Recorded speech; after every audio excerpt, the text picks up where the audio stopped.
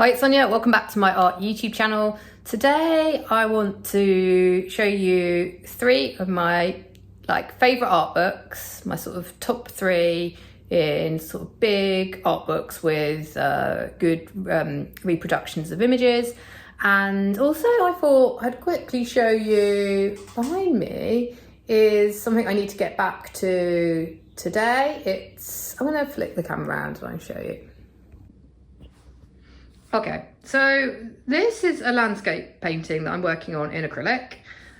It's actually painted on top of, I feel like this is where I haven't got pictures. Have I got pictures? Somewhere I might have pictures of the original.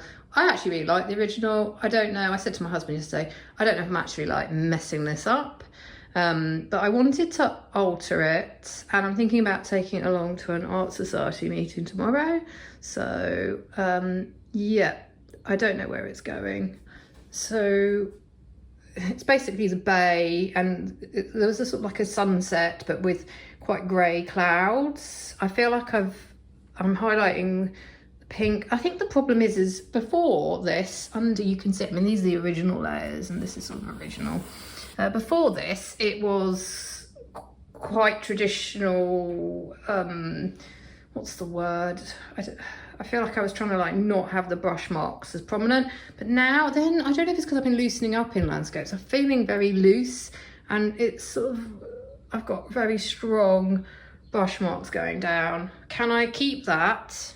But also I want to still, I don't know where this is going. I need to work on it today. That's on my sort of priority.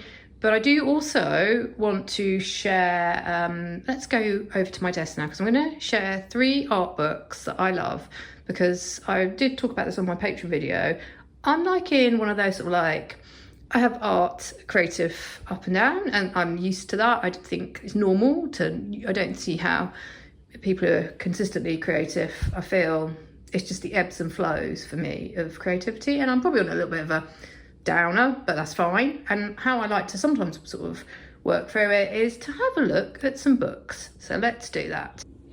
Okay, so yeah, I thought I would share my three favourite art books that I like. I just think, I know it's hard sometimes with space, art books are very big, but also I find, and you can borrow books from the library. I tend to find it's quite hard to find the art books. Don't get me wrong, I'm really grateful to libraries, they're amazing. But sometimes when it comes to specific art books, it's harder to find them, I find. So I do have built up a bit. I feel like every time, because we've moved, sometimes I declutter and get rid of them, but because we've been staying sort of put for the last few years, I have built up a little bit of a collection again. This is a super old one. I want to talk about this one though. This is Drawn In, and it's by Julia Rothman,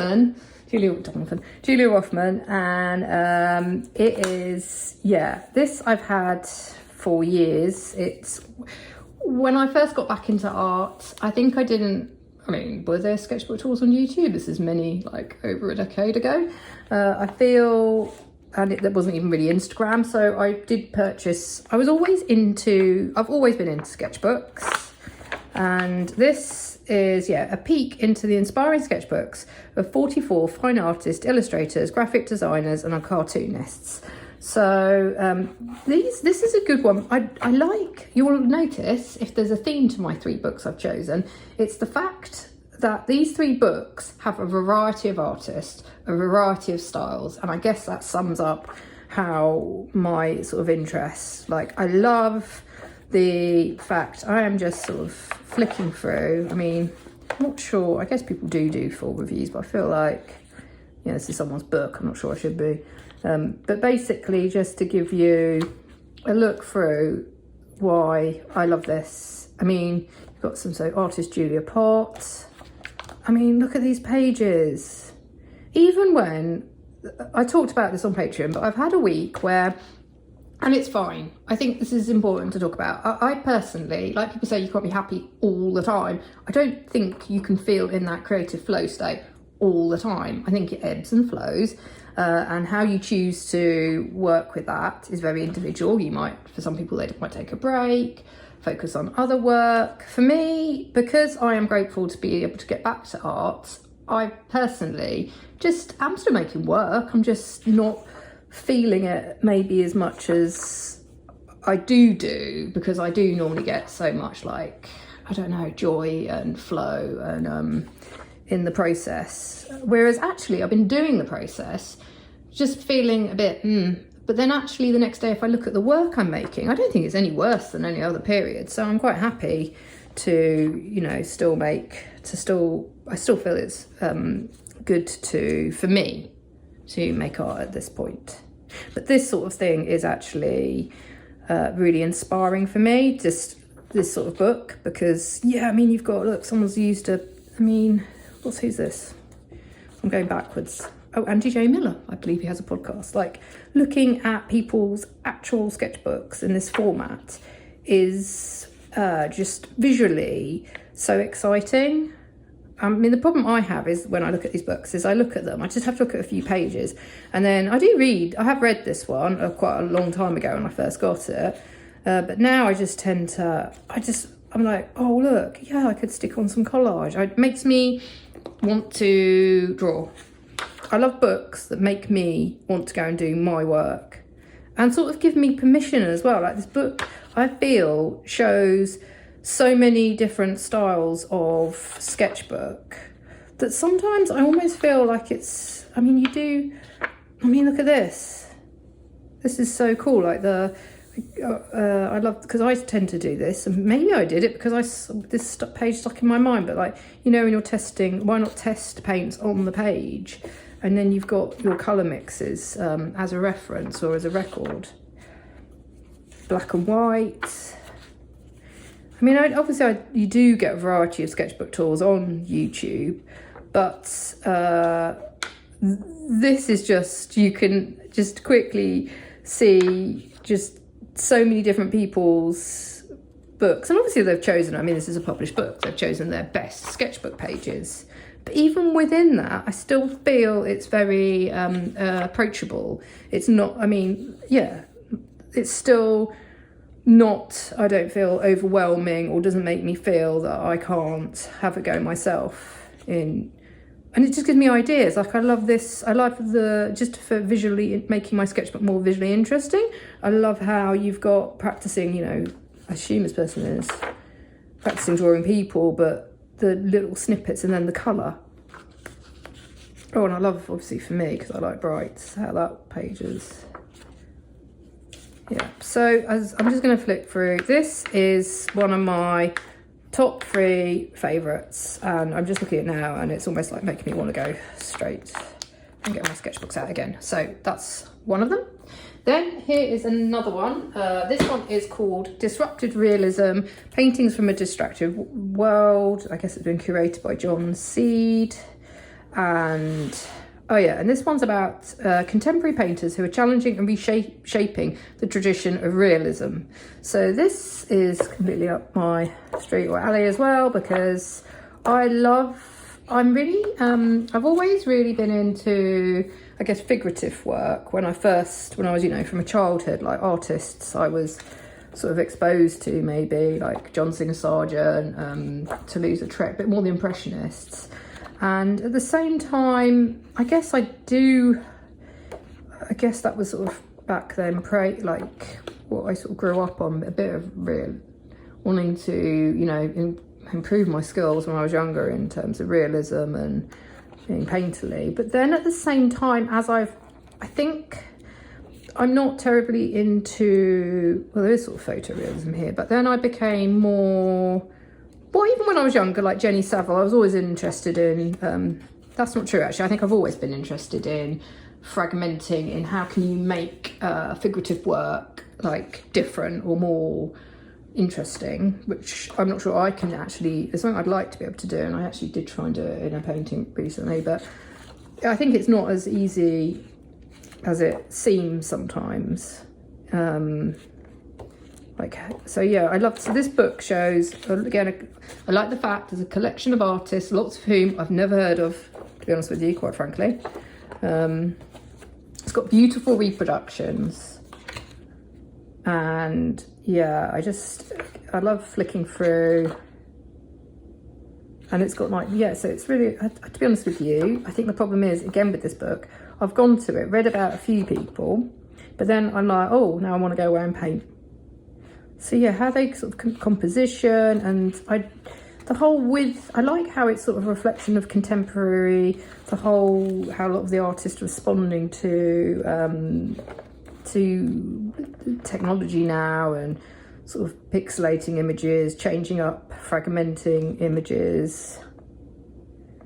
But a lot of them are kind of also quite traditionally, have obviously studied.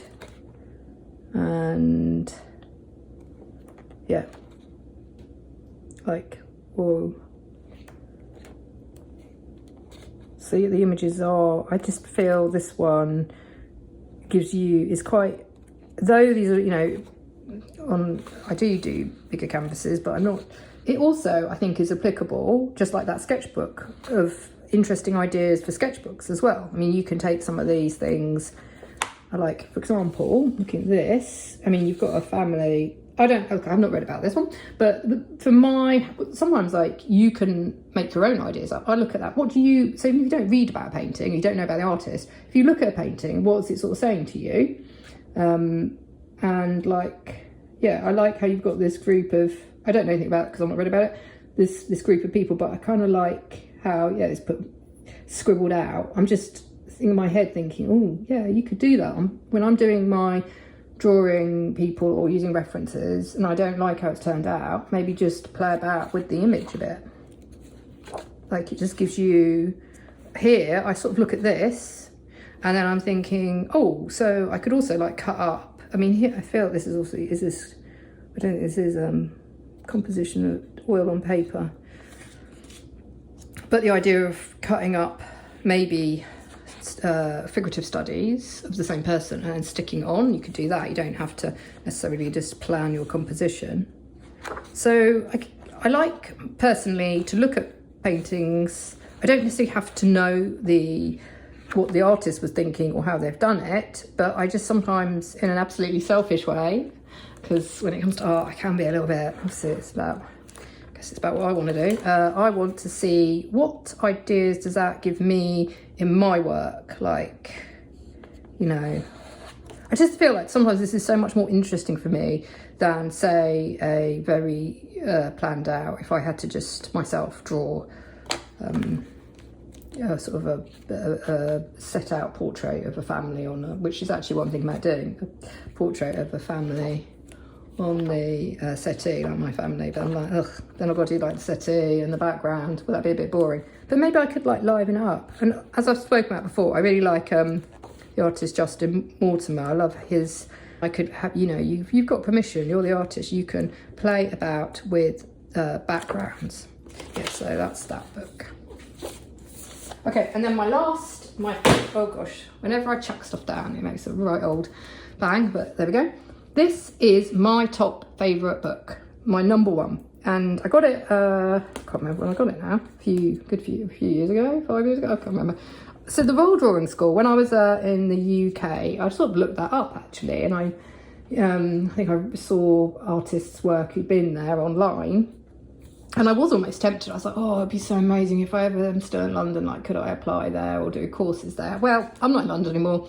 It was just, we moved for good reasons, but I'm in California, nowhere near it. However, they've made a book, and I feel it's called Ways of Drawing, Artist Perspectives and Practices. So this, I feel, is fantastic because you get to see, I mean, I love drawing. I think drawing for me, I know I've talked about how I like sketchbooks sometimes more than artists' finished works, but sometimes I like artists' drawings more than their final their final big grand paintings. I feel there's something about, I don't know what it is, the immediacy of drawing. What is it? The spontaneity, you feel like you're seeing a moment more, or the essence of someone's artistic practice maybe. And this again is a fantastic book for me because I'm not going to get bored in terms of it's one artist's work. It's loads of artists' work. and it's a nice size, great reproductions. This is one that I did read basically from cover to the end back when I first got it. I'm terrible, I can't remember totally the content. I know it's sort of divided into sort of sections, like it sort of focusing on the individual. Has it got chapters? I liked how one of the things I liked about it is super clearly organised, and it has different, within the difference of, like, you've got studio space, open space, inner space, these different topics, and an artist writing about them and giving ideas. And so you've got like sort of out and about, learning the city, and it's also very, what's the word? It's very different from me from, say, when I was growing up and I borrowed library books. I was always borrowing art books from our local library, and they were kind of like how to do perspective, how to paint a landscape, how to do watercolour.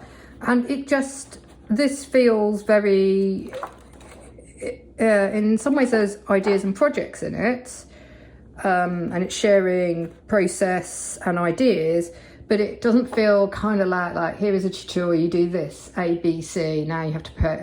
It's a bit more, I feel like, open-ended with ideas that you can then go off and do your way in terms of drawing. So yeah, this is a beautiful, I love this book. I mean, look, that just grabs my attention. Jamie Steinhouse, Bonnie, pencil on paper. And you've got more, I guess, finished, what you might call finished, intricate, large scale drawings as actually fine art. And then at the same time, you've got quick sketchbook studies. Like this is beautiful. I mean, you've just got all earth pigments, pastel, charcoal, like the different mixed, sort of the different media you can mix within a drawing. And I just love how it's not, I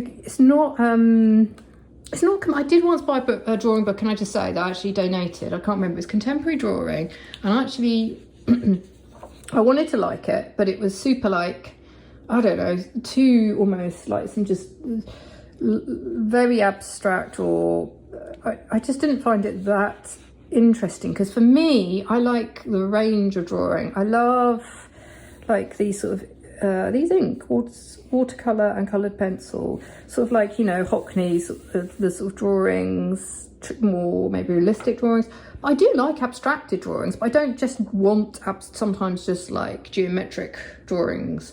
Or I guess I like, I sound like Marvin. There's a book, Marvin the Sheep. I want it all in my drawing book. If I'm going to fork out and buy a drawing book, then I guess I want to see the full range of what's possible with drawing. And I just feel this makes me, just excites my sort of, creativity. I like getting a look into, being a bit nosy, getting a look into people's studios. I love that. I mean, yeah. And then the other nice thing is here's a Picasso reproduction, Weeping Head. Chris Philly. Like, you've got some quite famous fine artists, but you've also got the Royal Drawing School. They're like art teachers as well, like people I'd not heard of till I got this book. And I feel this, I think it was maybe back in the lockdowns and stuff, like I did actually, occasionally try and do some of the exercises are fantastic. They was like, oh, I want to do that. Where do I not get to do them? For example, in practice, so they'll give you, with the drawer's hands, like they'll give you a brief exercises to help you sensitise your hands and sense of touch before you draw. So this is about just very different. And you get like this, you get the artist author's perspective, like they talk about what it is. And again, drawing for me is at one level very similar to writing. I like their personal, I love hearing people's personal meaning as what does it mean for them. I'm sure they're not saying it should mean the same for you, but I feel that's also a good, more likely people I'm likely to listen to and follow. Paper concertinas. Oh, look, I mean, so what I've done, like, so this, as I say, I'll just quickly flick through the rest of this book. I mean, it is just, yeah, this is my one. Oh, I mean, oh, I love, I can't, yes, this hasn't been eclipsed. I have not found a book yet that rivals this for if I am not down, but if I mean, this just shows actually I haven't been in a creative slump for a while, because I haven't actually I've been so busy with my own projects, which I'm still doing, to be fair, and just things ongoing that I haven't needed to touch these books. But it's just, I was thinking to myself, you know what, why not? Let's maybe go to some books. Let's get offline. Let's just have a flick through paper books. And what I thought I'd do with you now, grab if you want to do it as well, is I then marked with this post-it note, I hope I have, yep. I want this morning, before I get on to my painting, to do a bit of an exercise for me, just a warm-up exercise, just to try in a sketchbook. And I thought, let's try this one here, and it's Turning Art on Its Head, written by Anne Dowker. And the idea is choose a painting, reproduction, choose a painting from any collection, ideally something pre-20th century, and turn the reproduction upside down and draw from it. This will help you draw what you see rather than what you think you see or know. I'm just reading, trying to summarise it. Once you have completed your upside down drawing, turn it the right way up. You'll be surprised at how awkward the drawing is. Gosh, I couldn't have said that. Gosh, and uncheated. Don't be discouraged. By attempting to draw from the painting this way, with time, your observation will grow sharper, more accurate, acute, until you find that you are drawing form and not labels. So I was like, that's something very easy. I've got a lot of books. Let's have a go. What's the worst can happen? So I'm going to now get my sketchbook and let's get going. Okay, so I thought I'd do this. It's from the Louvre Vermeer painting, and I'm gonna turn it upside down. Let's have a go. So I'm gonna stick it here so I can see it. On the desk is chocker with stuff.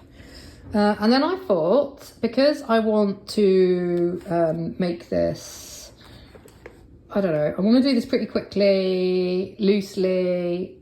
I sort of want to use the exercises to switch up my drawing a bit. Let's use these Neocolor ones, these crayons, because I think I'm not going to be able to get too tight with it.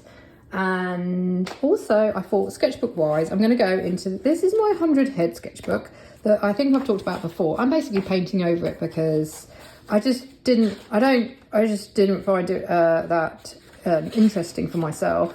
So I'm wanting to paint over the pages. I mean, some of the pages like this I quite like, but some of the pages I just don't feel any connection to, or it's a bit boring. So I'm going to keep this, I want to make this into reuse it as a very loose sketchbook, and it has got some free pages at the end. So I do feel I want to have a blank page though for this exercise. I think it's a good, I'm not going to draw over something that's already there.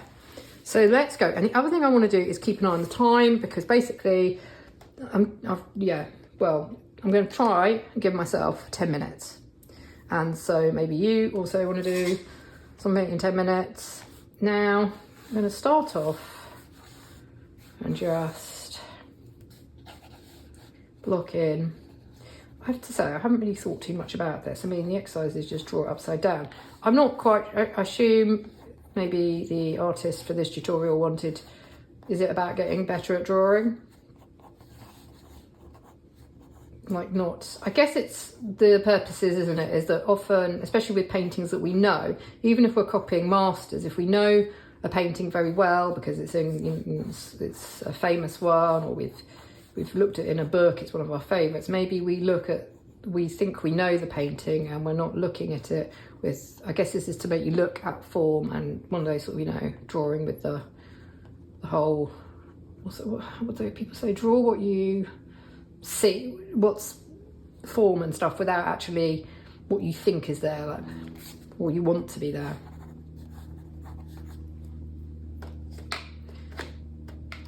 Do I want to keep to the same, you know what? Let's keep to the same colour-ish, because I can't, this is the other good thing about using these crayons. Can you mix them?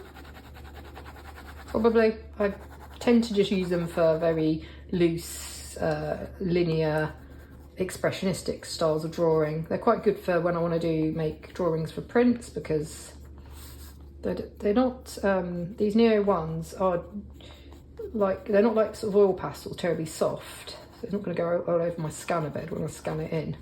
Well, I don't think so. But I mean, I do not, it's got, I need to keep an eye on the time because I'm like chatting. So I have no idea how this is going to turn out, obviously. And, but even more so because I feel like I've not really done, I've been doing my own work for a while. It's almost, maybe that's why I do need to switch it up a bit, because maybe I've almost become, even though I jump around from subject to subject, a little bit predictable in how I do things. So this is going to really, I mean, the reality is I'm probably not going to like what results. But, I can always paint over it. It'll be worth, I mean, these are the proportions, I can tell. If I really am trying to study this, do I really want to study it, or do I just want to lay down some colour and almost end up with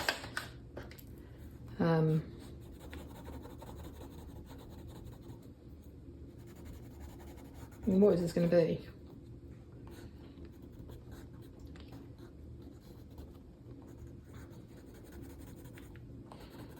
The other thing I can do also is lace, because it's wax resist, I could also later on, well, I'm only giving myself 10 minutes to do this actual sketch. I can always come back in and play around with some watercolour paint and just change up. It's going to be really interesting to, yeah, I feel like I'm missing the, oh, there it is, it's here.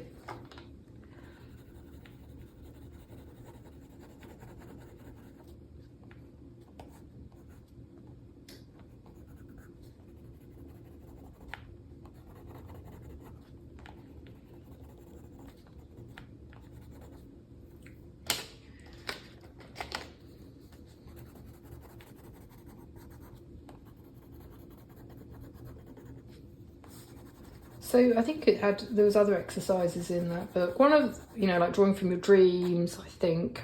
So as I say, I read this one a long while ago, but it's one I should actually pick up and have another look at. There's also a well-known exercise, that one where you can draw from, if you're bored, like for references of people, stop a movie or a show on a scene and like pause it. So you've got a still and then draw the image from, TV or a movie. I've always wanted to do that, but I've just never, I think maybe once or twice I've tried to do it.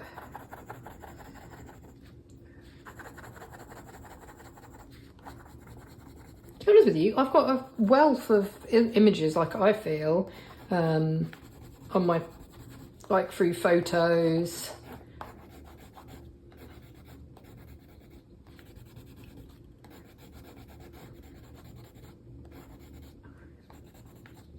I guess, well, you do have family around, like I like to draw my family because that's like personally relevant to me, often, when I have been doing sort of figurative. So weird, I don't know what that, is it a tech issue? She's working on a,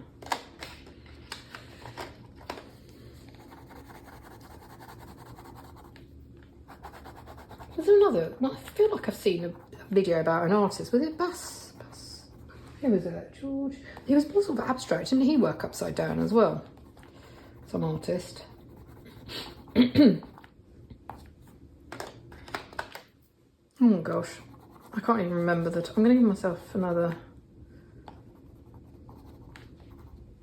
This is 13. Add on myself 6 more minutes.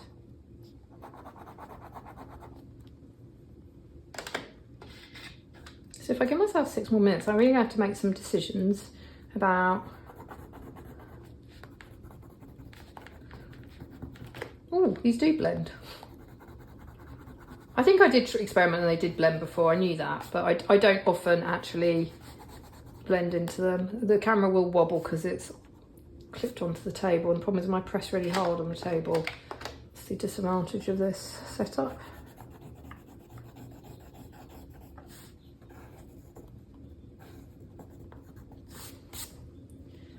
It's going to be crazy when I turn it upside down. It's going to be like...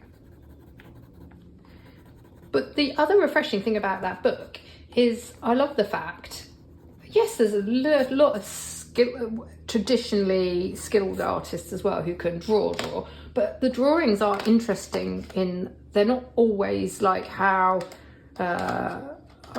it's changing up also maybe, I feel, you know, like drawings can be interesting, they don't have to be necessarily that whole can you draw really well and beautifully like a photorealistic style, or a you know, I guess, not that there isn't. See, now I want to add in a bit of this paint. Is it a Payne's grey or... Oh, sort of forgot to add more. Don't add an outline. What am I doing with time?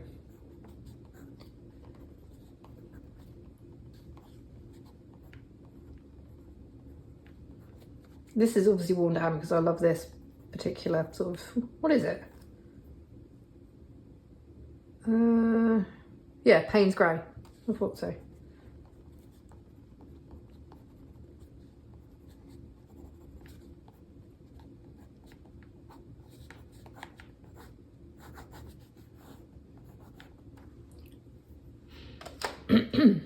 And then I thought I'd keep this, I just feel like I want to add colour background in.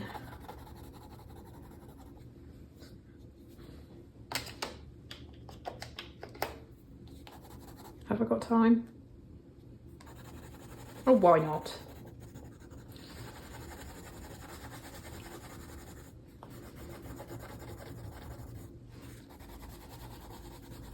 I need to sometimes remember that sketchbooks, I need to walk my talk in that I talk about, oh yeah, they're for working out and they're for play and exploration and getting things wrong.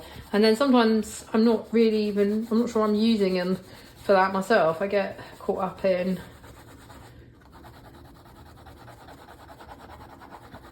I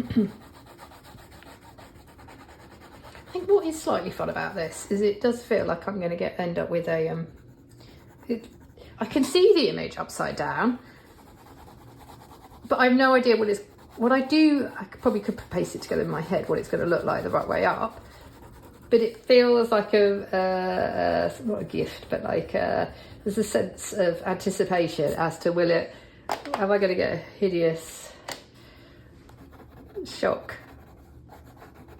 But when I turn it, is it going to look like the reveal?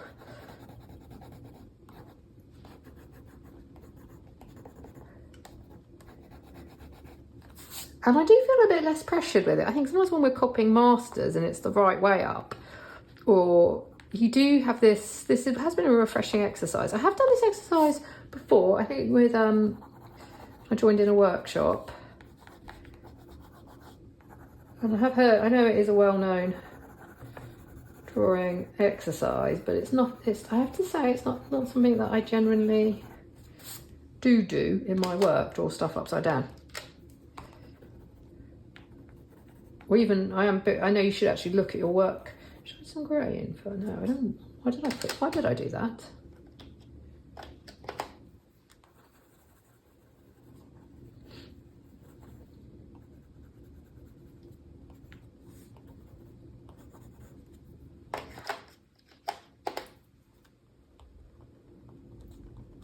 I should actually stop. I mean, I think I've gone over 10 minutes, but okay, stop. I can come back to it, but I do need actually also to go on with some other things. So, all right then, let's turn it all around. Oh gosh, this is like me. Maybe I won't include this bit. Oh my gosh. All right then. so wonky. But you know what? The funny thing is, yeah, I like that drawing. It in terms of, it's alright actually. I like, there's something about it that the distortions, because that was the whole thing when I looked at that disrupted realism. This is quite a fun way of distorting. I could do this with images of myself, like when I'm doing self-portraits, if I want to liven that up. Because I kind of, yeah. I mean, maybe I shouldn't have gone in with the red, but I can come back and paint over that and paint that out, because I feel like it takes away a little from some aspects of it. But anyway, I don't know. I hope maybe this is a fun exercise for you. If you're feeling like, what should I do in 10 minutes? Here we go. Thank you as always for watching my videos, and I will see you in the next one. Bye.